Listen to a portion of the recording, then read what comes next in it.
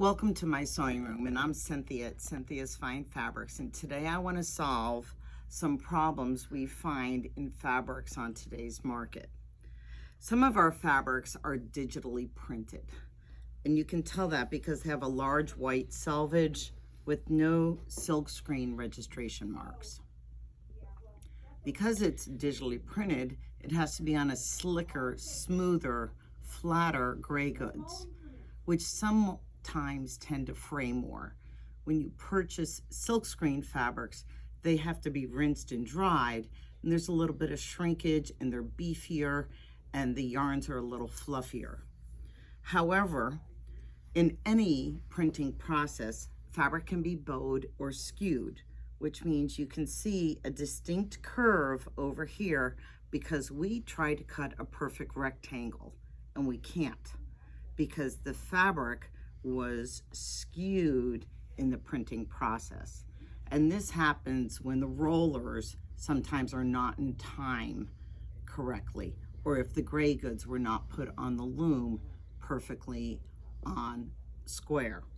So here we have a navy panel, and you can see that this side here is definitely curved. And for us to sew this into a quilt, we need to square it up. With natural fiber fabrics, we could go to the ironing board and steam and press and stretch and block the fabric and keep steaming and pressing it to try to get the fabric back on grain. However, if you have a plaid or a square or a straight line printed, that may now not be straight after I've blocked the fabric. So what are we to do as a quilter? The best thing is we need to just trust the square that's printed and true up to that square. Here I have a quilt done out of the army panel, and this was highly distorted to the point that we had to square it up and size it down. And then the stuff we cut off, we used for patchwork in the border. And you can see we cut it square, and we had to trust what was printed. Not the grain of the fabric, but what was printed. And this is true when you go to printed plaids. Here we have a printed plaid, beautiful bright colors. However, you can see when we cut, it's not on the plaid. And if I was to snip and rip like we do in fashion to get our fabric on grain, you can see over here that it's not consistent all the way through the fabric. It's going off. And we don't snip and rip quilting fabrics because of the distortion. We don't want that distortion. The best way to buy a plaid is a yarn dyed woven, because then we know it's truly on grain. So here is an example of a yarn dyed woven. Every thread is dyed before it's printed. So we have white threads and we have red threads. So if you like plaids, try to buy yarn dyed wovens. But let's go back to our problem.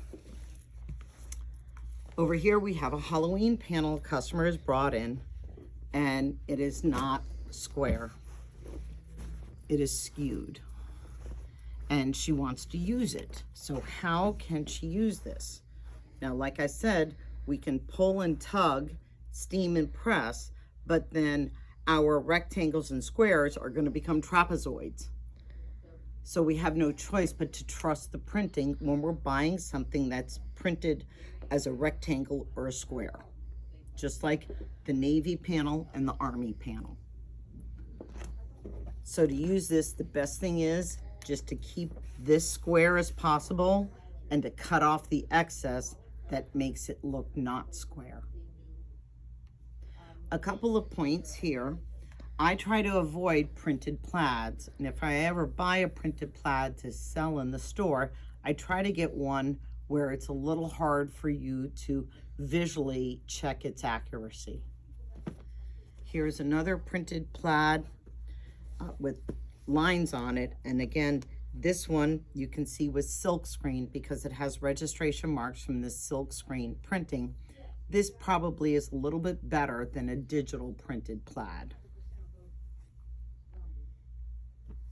And finally, I love to buy the ones that are on the angle, because now it doesn't matter. If I cut strips and sew them into a quilt, it's hard for the eye to tell if it wasn't square, if it wasn't true to the grain of the fabric.